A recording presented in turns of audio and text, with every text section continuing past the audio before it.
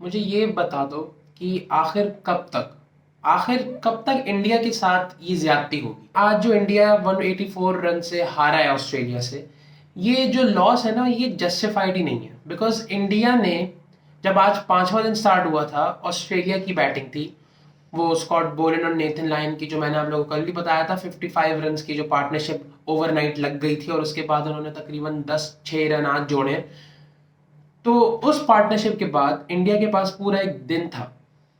या तो India test match को बचाने की तरफ जा सकता था या टेस्ट मैच को जीतने की तरफ जा सकता था, और ओवरऑल जो सिनारियो तो यही कह रहा था कि इंडिया टेस्ट मैच को जीतने की तरफ जा रहा है, which is a good sign. लेकिन हमेशा जो ये होता है ना कि जब आपको एक ही दिन में तकरीबन 340 रन चेस करने होते हैं, तो आप ना अपने गेम को तीन जो सेशन होते हैं एक दिन में, तीन अलग अलग सेशंस में डिवाइड करते हो। पहले सेशन में हमेशा जो है अपनी विकेट बचाने की कोशिश में टीम होती है कि अगर वो पहले सेशन को और न्यू बॉल को सरवाइव करने में कामयाब हो जाते हैं तो सेकंड सेशन में पावर रेटिंग पे वो लोग आ सकते हैं, और फिर थर्ड सेशन जहां पे शाम के वक्त में सबसे ज्यादा विकेट्स उड़ती हैं, तब तक मैच खत्म हो जाएगा। लेकिन इंडिया का कोई यहाँ पे हाल नहीं है। रोहित शर्मा की निहायत ही बकवास ये सीरीज, मुझे तो ऐसी फील आती है कि जब इंडिया ने पर्थ का टेस्ट मैच जीता था ना, जसप्रीत बुमराह की कैप्टनसी में, बुमराह को ही कैप्टन रहना चाहिए था। सुनील गावस्कर एक निहायत ही, मैं तो कहना चाहूंगा कि ये एक बहुत ही अक्लमंद आदमी है। और वो जिस तरह के नुक्स निकालता है ना, मतलब वो कह ये रहा है कि रोहित शर्मा की रिटायरमेंट की बात तो हो रही है, लेकिन उसकी भी रिटायरमेंट की बात करो जो कि टीम में 3-4 सालों से आउट ऑफ फॉर्म चल रहा है। यस, आपके आइकन है वो विराट कोहली सर। इंडिया की टीम में मुझे बुजुर्ग 11 के अलावा और कुछ दिखता नहीं है, क्योंकि जो भी यंगस्टर्स हैं इनकी टीम में, इनकी परफॉर्मेंसेस को ओवरशैडो कर दिया जाता है। जिस दिन रोहित शर्मा या विराट कोहली, अभी भी ये लोग खेल ही रहे हैं, अगर सिडनी के टेस्ट मैच में इन लोगों से सेंचुरियां लग जाए एक इनिंग्स में, नितेश रेड्डी, यशस्वी जायसवाल, जितने भी इनके और प्लेयर्स हैं जिन्होंने परफॉर्मेंसेस दी हैं बॉर्डर गावस्कर ट्रॉफी में, सब निगलेक्ट हो जाएंगी। विराट कोहली की तो 100 है, उसको तो अभी भी लोग मिल करे जा रहे हैं कि क्या फैंटास्टिक सेंचुरी थी यार। वो उस वक्त आई थी जब इंडिया ने केएल राहुल और यशस्वी जायसवाल, जब आपके कोचू साहब टीम में नहीं थे, तब उन्होंने 200 की ओपनिंग पार्टनरशिप लगा दी थी। विराट कोहली के ऊपर कोई स्ट्रेस तो था ही नहीं, अपनी इजी गेम खेली है। विराट कोहली सर को तो ऑफ स्टंप की बॉल से इतना इश्क हो चुका है, कवर ड्राइव के चक्कर में विकेट दे बैठा है यार। ऐसा कौन सा टॉप क्वालिटी का बैट्समैन करता है।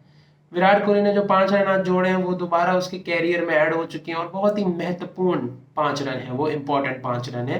क्योंकि अगर वो 5 रन नहीं आते तो इंडिया 149 पे ऑल आउट हो जाती। क्यों? इंडिया की बैटिंग, एक्सेप्ट यशस्वी जायसवाल और ऋषभ पंत की पार्टनरशिप, उसके अलावा कोई भी इसमें साइन नहीं दिखा कि जरा सी भी कोई टीम में कोई ऐसा बैट्समैन दिखे जो कि इंटेंट दिखाने की कोशिश कर रहा है। रोहित शर्मा रोहित शर्मा तो यार, अब रोहित शर्मा अपनी वो इज्जत खो रहा है जो उसने से 7 महीने पहले हासिल की थी, T20 वर्ल्ड कप जीत के। इंडिया के लिए ना वो वर्ल्ड कप भले ही मुश्किल था, लेकिन फिर भी इंडिया की टीम के लिए आगे आसानियां बन सकती थी अगर रोहित शर्मा मौके की नजाकत को समझ के अपने अकलमंदाना दिमाग से वड़ा पाव खाते हुए रिटायरमेंट ले लेते। उनको खेलना था। रोहित शर्मा भले ही वो पहला टेस्ट मैच नहीं खेला, उसकी फैमिली के पर्सनल रीजंस थे, लेकिन रोहित शर्मा को अगर वो इतना बड़ा कैप्टन है कि वो अपनी जगह को सेक्रीफाइस कर सकता है, तो वो एक टेस्ट मैच और नहीं दे सकता था बुमराह को कैप्टनसी के लिए। सारा गंदी तभी मचा है जब रोहित शर्मा टीम में आया है। एक बहुत बड़ी वीकनेस है रोहित शर्मा इंडियन टीम के लिए, और फॉर्चुनेटली कह लो या अनफॉर्चुनेटली वो टीम का कैप्टन भी है। शुभमन गिल की एक जगह ये लोग खा गए बीच में, क्योंकि हमारे कोचू साहब को नंबर 6 पे बैटिंग करने में मजा नहीं आ रहा था। खैर, शुभमन गिल की भी अलग ही डिबेट है, लेकिन शुभमन गिल भले ही एवरेज चल रहा है, बट स्टिल उसकी जगह खत्म हो गई है और केएल राहुल को उसकी जगह से हटा दिया गया है। एक दफा वो अपनी जगह से हिल गए, उनकी नहीं लग रही फॉर्म। एक खोई हुई फॉर्म को एक केएल राहुल ने जब फाइनली बॉर्डर गावस्कर ट्रॉफी के थर्ड टेस्ट मैच में हासिल करी थी 84 रन स्कोर करके, वहां से उसको हटा दिया। कहाँ का अकलमंदाना फैसला है। मैंने बड़ी रिस्पेक्ट की थी रोहित शर्मा की कि उसने अपनी जगह को सैक्रिफाइस किया और वो केएल राहुल को उसने टॉप ऑर्डर पे खेलने को भेजा, और खुद नंबर 6 पे बैटिंग के लिए आ रहा है। ये 2 टेस्ट मैच लगे हैं बस रोहित शर्मा को वापस अपनी औकात पे आने के लिए। कोई इंडिया की टीम में अभी कुछ ठीक नहीं चल रहा। जो परफॉर्मेंसेज आ रही हैं वो इंडिविजुअल परफॉर्मेंसेज हैं। नितेश रेड्डी की हो गई या फिर बुमराह की बॉल के साथ हो गई, बुमराह फिर 5 विकेटें ले गया, वो कब तक कैरी करता रहेगा। इस हार का जो सबसे बड़ा रीजन इंडियंस मानते हैं वो यशस्वी जायसवाल का स्निको वाला आउट था। हाँ, ये लोग एक स्निको के ऊपर इतना टूट पड़े हैं, ये लोग अपने बाकी के 10 प्लेयर्स पे नहीं टूट रहे जो कि निहायत ही बकवास बैटिंग करके गए हैं, जिसमें ऋषभ पंत भी एडेड है। अब ऋषभ पंत इसमें इस वजह से एडेड है क्योंकि ऋषभ पंत नेचुरल गेम के मंजन पे अपना पूरा कैरियर खींचे जा रहा है। सुनील गावस्कर ने जब 3 दफा स्टूपिड बोला था ना उसको, जब वो रैंप शॉट खेलने के चक्कर में टॉप एज लगवा के थर्ड मैन को कैच दे बैठे थे, सुनील गावस्कर की उस वक्त इमोशंस बाहर आए थे, उन्होंने ऑलमोस्ट सब कह दिया था, बस एक देसी गालियों पे नहीं उतरे थे कि stupid stupid stupid decision to play a ramp shot when you know there is a fielder at fine leg and third man. निहायत ही बेअकल फैसला उसका वो रैम्प शॉट खेलने का, और इस इनिंग्स में उसने एक भी नहीं खेली। एक जो नेचुरल गेम उसने अपनी खेली हो, 100 बॉलें खेली है, अगला 30 रन बनाए हैं उसने, और बहुत ही इंपॉर्टेंट थे उसकी इनिंग्स को। मैं खारिज नहीं कर रहा कि बहुत ही बकवास इनिंग्स थी, बहुत अच्छी इनिंग्स थी। अगर ये इनिंग्स भी नहीं आती तो इंडिया शायद 120 पे ऑल आउट हो चुकी होती, लेकिन बहुत अच्छी इनिंग्स थी ये ऋषभ पंत की। बट ऋषभ पंत अपनी कूल लूज कर बैठा। अब ऋषभ पंत को कोई ये नहीं कह रहा कि यार तुम राहुल द्रविड़ जैसे बन जाओ, टुक टुक टुक। ऋषभ पंत को लोग कह रहे हैं कि अपनी गेम के अंदर चेंजेस लेके आओ, इनोवेशंस लेकर आओ। जैसे अगर उसकी नेचुरल गेम ही छक्के मारना है और वो एक वाइल्ड कार्ड के नाम पे इंडियन की बैटिंग लाइनअप में है, तो यार जब सिचुएशन के हिसाब से भी तो बैटिंग करना वो जानता हो ना। अब उसने आज सिचुएशन के हिसाब से बहुत अच्छी बैटिंग करी, अंटिल जब वो ट्रेविस हेड को एक बहुत ही आसान सा कैच दे बैठा। उसको दिख रहा है कि मिड विकेट पे, फाइन लेग पे फील्डर्स खड़े हुए स्पेशली फॉर हिम, कि वो एक लौता है जो कि एक्सिलरेट कर सकता है। यशस्वी जायसवाल को ही देख के थोड़ी सी बैटिंग टिप्स ले लेता या उसी से पूछ लेता बॉल कैसा आ रहा है। दोनों लेफ्ट हैंडेड बैटर्स ही है ना यार। यशस्वी जायसवाल को नहीं देखा है कैसे वो पॉइंट पे शॉट्स खेल रहा था, वो ग्राउंडेड शॉट्स खेल रहा था, वो 200 बॉलें एक वजह से खेल गया क्योंकि वो अकल से खेल रहा था, except for the last one. उसके अलावा और उसने कोई ब्लंडर नहीं किया मेरे हिसाब से कि यार कि इसको लकी फोर्स मिल रहे हैं। प्रॉपर टाइम शॉट्स थे उसके, निहायत ही खूबसूरत शॉट्स। ऋषभ पंत अगर थोड़ा सा उसकी जैसी बैटिंग करने की कोशिश करता तो इंडिया आराम से ये टेस्ट मैच बचाने में तो एटलीस्ट कामयाब हो जाती। विराट कोहली की तो कोई बात ही नहीं है। विराट कोहली को तो ऑफ स्टंप वाली बॉल से मोहब्बत है। उन्होंने 11 साल से चीनी नहीं खाई है, उन्होंने 4 साल से बटर चिकन नहीं खाया है। उनकी fitness on top, performance on the bottom, who cares. Virat Kohli है। विराट कोहली की ऑस्ट्रेलियन मीडिया धज्जियां उड़ा रहा है। विराट कोहली को स्कोर करने की बहुत बड़ी अपॉर्चुनिटी मिलती है, लेकिन विराट कोहली जो है उसको निगलेक्ट कर देते हैं। विराट कोहली को बंदा कितने ही चांसेस दे, मतलब जब भी, अब के वक्त की बात हो रही है, ये पहले के वक्त की बात नहीं हो रही। इसने ओडीआई वर्ल्ड कप में भी कुछ खास अच्छा नहीं खेला था। जो लोग कह रहे हैं ना विराट कोहली का बेस्ट वर्ल्ड कप है, 750 रन आए, विराट कोहली की जरा बैटिंग स्ट्राइक रेट्स देख लो और बैटिंग की टेक्निक देख लो, उस वक्त भी कुछ खराबियां थी उसमें। और ये एज के हिसाब से होता है। वो तो मोहम्मद शमी लग गया था आप लोगों को 2023 के वर्ल्ड कप में, जो कि 25-26 विकेट्स ले गया, वरना इतनी गंदगी इंडिया की बैटिंग में उस वक्त भी थी कि रोहित शर्मा सर को अगर टुक नहीं हो रहा, उनसे सिंगल डबल नहीं भाग रहे, तो वो आंखें बंद करके या मारेंगे या वहां मारेंगे।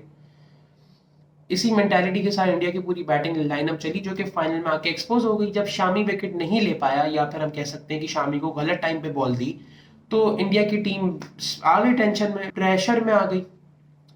इतना हाई इंटेंसिटी वाला मैच था और इतना बड़ा फंबल करा इंडिया ने। अपनी बैटिंग तो सेम ही लेंथ पे और सेम ही स्ट्रेटेजी के साथ रखी, लेकिन अपनी बॉलिंग में छेड़खानी करके इंडिया को बहुत बड़ा नुकसान हो गया, एक ट्रॉफी हाथ से निकल गई।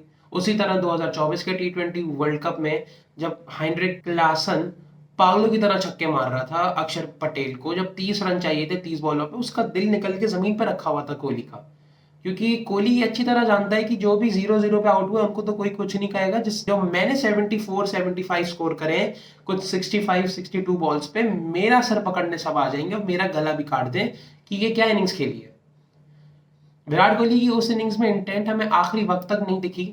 बस वो एक बिल्कुल आखिरी की 10 बॉलें दिख गई थी जिसमें वो यंसन वगैरह को छक्के मार रहे थे। उसके अलावा विराट कोहली ने कुछ खास नहीं उखाड़ा इस पूरे T20 वर्ल्ड कप में। 0-4, 0-4, 8 ये उसके स्कोर्स थे। अगर कभी वो टिक गए तो वो स्ट्राइक रेट से नीचे जा रहे थे 100 के। तो यार ये उम्र के हिसाब से होता है। और अगर आप लोगों ने मुताया मुरलीधरन की एक पॉडकास्ट देखी होगी, वो बियर बाइसेप्स के साथ, उसपे वो यही कह रहे थे कि आप जितने भी मर्जी बड़े प्लेयर हो, आप जब अपनी एक एज के अबव चले जाते हो, जैसे लाइक 37 38 पे आप आ जाते हो, तो आपकी आई साइट वीक होना शुरू हो जाती है। आप बॉल को उस तरह से जज नहीं कर पाते जिस तरह से आप अपने यंग डेज में करते थे। यही गेम होती है यार। मतलब मुरलीधरन ने 800 विकेट्स लिए टेस्ट में, उससे ज्यादा अच्छा ये कौन जानेगा कि यार अपने बुढ़ापे में बंदा कैसे खेल सकता है। हालांकि वो तो स्पिनर था, लेकिन एक बैट्समैन के पर्सपेक्टिव से कितनी इंपॉर्टेंट चीज है कि आप अपना कैरियर इतना लंबा नहीं खेल सकते। आपकी बॉडी आपको अलाउ करती ही नहीं है। आपका भले ही माइंड हो कि हाँ हाँ सही है, देखा जाएगा, लेंस लगा के क्यों ना आ जाओ बैटिंग के लिए, लेकिन वो बात नहीं रहती जो आपके अर्ली डेज की होती है। इसी वजह से यार यही कहते हैं कि जो लेजेंडरी प्लेयर्स है ना, विराट कोहली हमारे जमाने का एक बहुत ही लेजेंडरी प्लेयर है। और I am very much worried कि हमें ऐसा प्लेयर कभी देखने को ना मिले शायद। आते रहते हैं इक्का दुक्का, कभी पाकिस्तान से निकल गया, कभी ऑस्ट्रेलिया से निकल गया, हर जगह से निकलते हैं, लेकिन ये बस कुछ वक्त की बात होती है। जैसे इंडिया में भी शुभमन गिल के चर्चे थे ना 2022-23 में, कहाँ है, दिख ही नहीं रहे। तो यार विराट कोहली जैसी लेगेसी रखने वाले प्लेयर्स ना बस 1990s की और ये 2010 तक थे। और हम I am very much afraid कि विराट कोहली जैसा प्लेयर हमें आगे जाके देखने को ना ही मिले, क्योंकि उस तरह के माइंडसेट वाला, उस तरह की फिटनेस वाला प्लेयर तो अब कोई है नहीं, क्योंकि सबकी खुराकें खराब हो गई हैं। सबको बस ये है कि बस बड़े, कोई जब बड़ा प्लेयर बन जाए तो बस उसकी यही मौज मस्तियां रुकती नहीं है। ये सब चीजें लग गई हैं जो कि विराट कोहली में नहीं थी। अब फिलहाल उसकी बैटिंग बहुत खराब चल रही है, तो लोग उसकी हर चीजों को टारगेट किए जा रहे हैं। विराट कोहली जो है ना, इजी एज दैट, इंडिया का अभी WTC के फाइनल में जाना तो थोड़ा सा इम्पॉसिबल सा हो गया है। लेकिन विराट कोहली को ना एक खामोशी से, एक बहुत ही अच्छी तरह से सिडनी में अपनी इनिंग्स खेल के, शायद अगर वो कोशिश करे तो वो सेंचुरी भी कर सकता है, बिकॉज एशियन कंडीशंस होती हैं सिडनी में। वो कर सकता है वहां पे सेंचुरी, वो हर जगह कर सकता है सेंचुरी। लेकिन उसकी फॉर्म खराब चल रही है, तो विराट कोहली अपना बेस्ट दे सिडनी के टेस्ट मैच में और रिटायरमेंट ले ले, बिकॉज एक सेंचुरी के साथ साइन ऑफ अगर वो करके जाएगा तो यार इंडियन टीम के लिए भी बेहतर होगा, इंडियन फैंस को भी उसके उसके ऊपर गुस्सा नहीं होगा, सबको सिंपैथी होगी उससे और एम्पैथी होगी सबको उससे। तो यार विराट कोहली के लिए फिलहाल अभी यही ठीक है। बाकी फिटनेस पे आप फिटनेस के फ्रीक हैं, आप फिटनेस के लिए इंस्पिरेशन है सबके लिए, लेकिन फॉर्म आपकी जितनी खराब चल रही है उस हिसाब से अगर एक मोटी चर्बी वाला ज्यादा छक्के मार रहा है, मैं किसी का रेफरेंस नहीं ले रहा यहाँ पे, तो ज्यादा तो रिस्पेक्ट हमेशा उसी की होगी जो on the given day runs करके देगा। यही है यार, ये क्रिकेट निहायत ही गंदी गेम है जो कि आपको रिस्पेक्ट ही नहीं देती ऑन द गिवन डे, अगर आपने सिचुएशन के हिसाब से नहीं खेला हो, भले ही आप बहुत बड़े प्लेयर ही क्यों ना हो। This same goes to Rohit Sharma as well, जो कि अपना कैरियर अभी नॉन स्टॉप खींचे जा रहे हैं। और वी ऑल होप कि कोई डिसीजन निकले 5वें टेस्ट मैच के बाद। अभी मिड सीरीज में अपनी रिटायरमेंट देने पे तो सब मजाक ही उड़ाएंगे, स्पेशली ऑस्ट्रेलियन मीडिया जो कि विराट कोहली को जोकर बनाने से पीछे नहीं हटा। वो लोग इस तरह की चीजों का मजाक नहीं उड़ाएंगे। उन्होंने ऑलरेडी रविचंद्रन अश्विन की रिटायरमेंट को इतना खींचा है, इतना स्ट्रेच करा है, उनको TRP मिल रही है उससे। इंडियन प्लेयर्स के नाम से ये लोग इतना कमा रहे हैं और फिर ये लोग उन्हीं को बैश कर रहे हैं, तो इनकी ऑडेसिटी तुम लोग देख ही सकते हो। खैर इंडिया की बैटिंग टीम में फिर मजीद डेप्थ में जाए तो रविंद्र सिंह जडेजा जडेजा और पाकिस्तानी बैट्समैन दोनों का ना एक बहुत ही अच्छा, एक बहुत ही अच्छी दोनों की बन सकती है जोड़ी, बिकॉज दोनों से शॉर्ट बॉल नहीं खेली जाती। लेकिन फर्क इतना है कि वो एक अकेला जडेजा है और बाकी पूरी पाकिस्तान की बैटिंग लाइनअप है जिनसे शॉर्ट बॉल नहीं खेली जाती। स्कॉट बोलैंड हमेशा सरप्राइज पैकेज है, सही है। स्कॉट बोलैंड जितनी हैरत अंगेज गेंदबाजी करता है, उतनी शायद अभी के वक्त में तो कोई भी नहीं करता होगा, क्योंकि यार स्कॉट बोलैंड हमेशा से प्लेयर की वीकनेसेस को टारगेट करने के लिए जाना जाता है। और शॉर्ट बॉल उसने जडेजा की पकड़ ली। जडेजा से रन जरूर आ रहे हैं, लेकिन जडेजा कितना ही ड्रैग कर लेगा इसको। जडेजा भी अगर हम थोड़ी टेक्निक के ऊपर वर्क करे तो हमें पता है वो कितना बड़ा प्लेयर है यार, ऑलराउंडर है। उसकी फील्डिंग देखो, उसकी बॉलिंग देखो, और बैटिंग भी उसकी काफी बेहतर है। तो यार आई होप वो थोड़ा सा बेहतर हो जाए। बाकी फिर मुझे तो ये बताओ कि जब ये इंडिया के 7-8 आउट हो चुके थे, तो ये वॉशिंगटन सुंदर ये सिराज और बुमराह को क्यों स्ट्राइक दे रहा था हर ओवर में भाई? मतलब अगर तेरा काम है कि तुझे विकेट पे रहना है, जब ड्रिंक्स ब्रेक हुई थी सिराज की विकेट गिरने से पहले, तो ये इन्होंने ऐसी कोई बातचीत नहीं करी इसमें कि यार वॉशिंगटन सुंदर तुम ही मैक्सिमम अब डिलीवरीज खेलो, लास्ट लास्ट बॉल पे सिंगल लेके खुद स्ट्राइक पे आओ। ये तो बेसिक कॉमन सेंस वाली बात है कि सिराज अगर बैट्समैन नहीं है तो वो क्यों सरवाइव करे, वो क्यों खेले बॉल्स ज्यादातर, वो वॉशिंगटन सुंदर का काम था। पता नहीं ये क्या चीज थी, बिला वजह की ड्रैग हो गई। Out of nowhere her ball पे सिंगल ले लेके वो बुमराह और उनको सिराज को स्ट्राइक दे रहा है। पता नहीं, शायद वो खुद चाहता था मैच जल्दी फारिग होके ये लोग होटल जाएं फिर सोए। गौतम गंभीर ने तो हाथ उठा लिए थे मिड मैच में ही भाई कि भाई नहीं जीत रहे, नहीं जीत रहे। इंडिया के 7 विकेट्स तीसरे सेशन में उड़ी हैं, तो यार पता चल जाता है कि इंडिया कहाँ पे लैग कर रहा है बहुत ज्यादा।